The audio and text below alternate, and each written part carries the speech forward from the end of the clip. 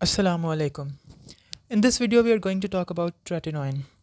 Tretinoin जो है वो स्किन केयर में एक बड़ा ही इम्पोर्टेंट नाम है। हम सब ने कहीं ना कहीं जो है वो ट्रेटिनॉइन ज़रूर सुना होगा। स्पेशली जिन लोगों को एक्नी है उनको कभी ना कभी उनका डॉक्टर या कोई दोस्त या कोई भी एक दफ़ा ट्रेटिनॉइन यूज़ करने का मशवरा ज़रूर देता है।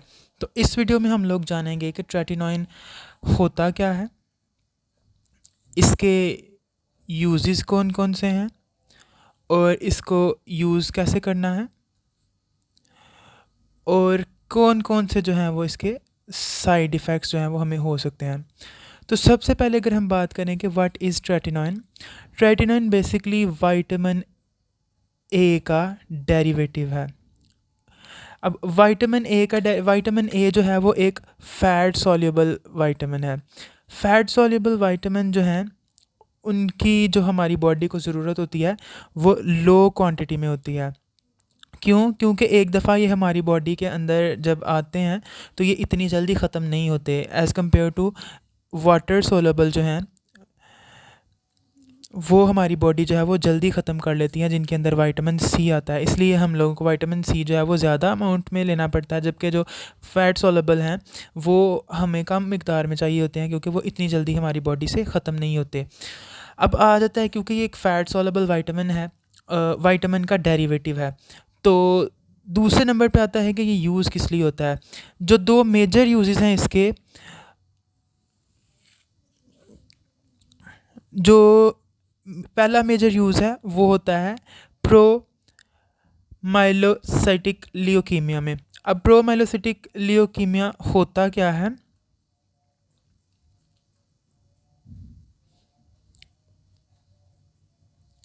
ये बेसिकली एक टाइप का ब्लड कैंसर है। इसके अंदर हमारे जो वाइट सेल्स हैं जिनको हम WBCs कहते हैं वो इमेच्योर होते हैं। अब इमेच्योर वाइट सेल्स ज़्यादा हो जाते हैं ब्लड के अंदर और उस कंडीशन को हम कहते हैं प्रोमेलिटिक लियोकीमिया। इसके ट्रीटमेंट में यूज़ होता है आइसोट्रेटिनॉइन, जो कि हमारे कंसर्न का नहीं है। हमारा कंसर्न यहाँ पे जो है इसका जो दूसरा मेजर यूज़ है वो है एक्ने। एक्ने में जो है वो ये बहुत ज़्यादा यूज़ होता है और इसकी दो फॉर्म बेसिकली यूज़ होती हैं। पहला जो है वो उसको हम कहते हैं टॉपिकल और सेकंड फॉर्म जो है वो उसको हम कहते हैं ओरल। टॉपिकल यानी जो हम स्किन के ऊपर यूज़ करते हैं ऑन स्किन सरफेसिस, ये होता है क्रीम की फॉर्म में, जेल्स की फॉर्म में, और ओरल जो है वो हमारे पास होता है कैप्सूल्स की फॉर्म में। अब जो ओरल कैप्सूल्स की फॉर्म है वो हमारे पास ये आता है, अगर आपको यहाँ नज़र आ रहा हो, आइसोट्रेटिनॉइन 20 mg कैप्सूल। ये हमारे पास जो है वो ओरल आइसोट्रेटिनॉइन है। और जो हमारे पास टॉपिकल में आता है, जो बड़ी फेमस क्रीम है हमारे पाकिस्तान में, स्किन ए क्रीम, इसमें भी ये लिखा हुआ है फार्मूला नीचे ट्रेटिनॉइन क्रीम। तो टॉपिकल और ओरल ये दो तरह के जो हैं वो यूजेस होते हैं ट्रेटिनॉइन के। ये दो तरह की फॉर्म्स होती हैं जिनको हम यूज़ करते हैं। अब ये तो हो गया कि यूज़ किस लिए होता है। एक्ने के लिए दो फॉर्म्स यूज़ होती हैं, टॉपिकल और ओरल। अब टॉपिकल में जो हमारे पास सबसे सबसे ज़्यादा जो है वो यूज़ होते हैं ये 20 mg के होते हैं।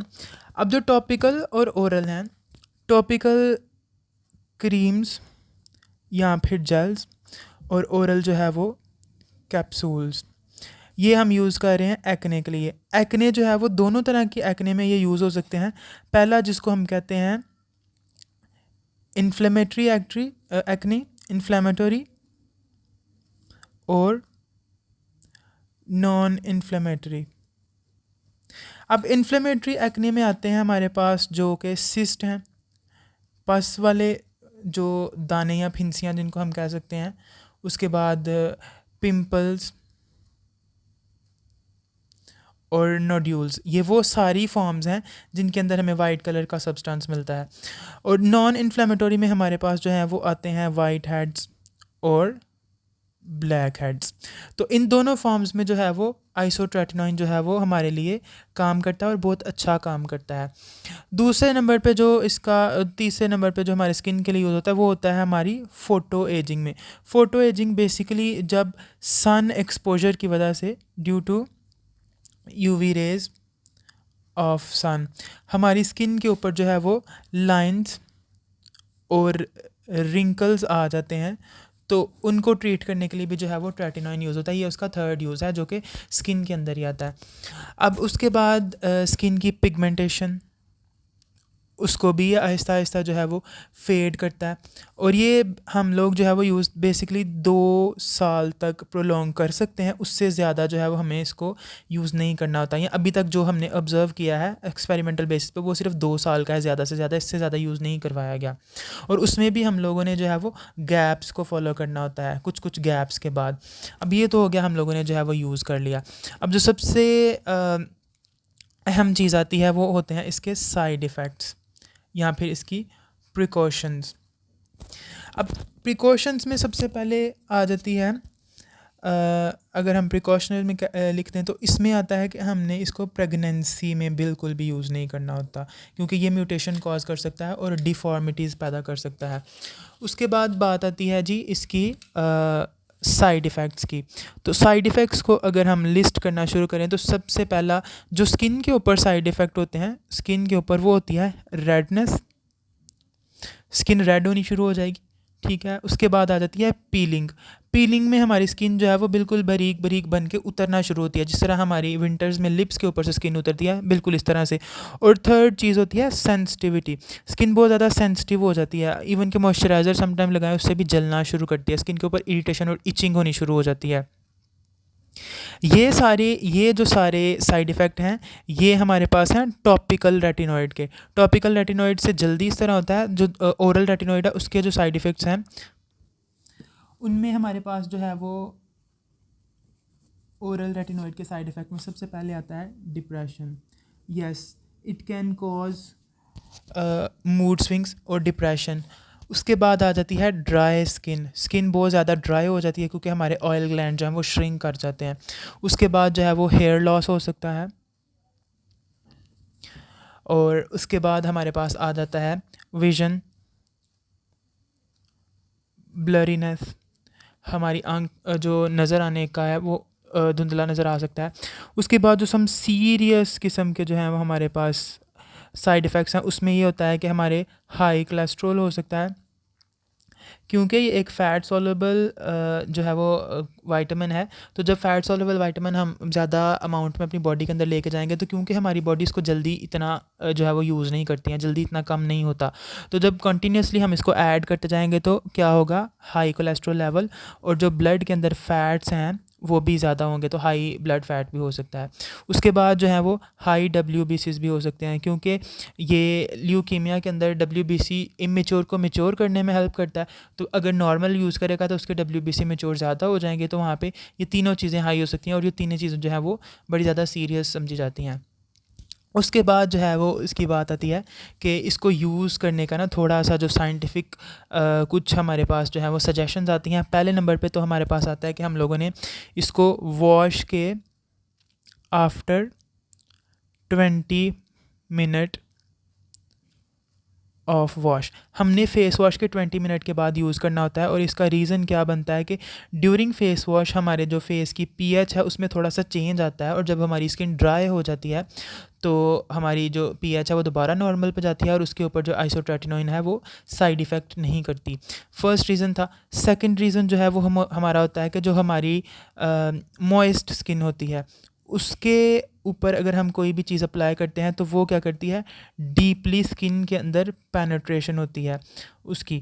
अब जब हम वेट स्किन के ऊपर जो है वो ये ट्रेटिनोइन अप्लाई करेंगे और वो डीप लेयर्स के अंदर पेनिट्रेट होगी तो उसकी इरिटेशन ज़्यादा होगी। बेसिकली जो ट्रेटिनोइन है उसने स्किन की ऊपर लेयर के ऊपर काम करना होता है और सेल्स का टर्नओवर बढ़ाना होता है, सेल्स को जो है वो स्पीड से उतारना होता है।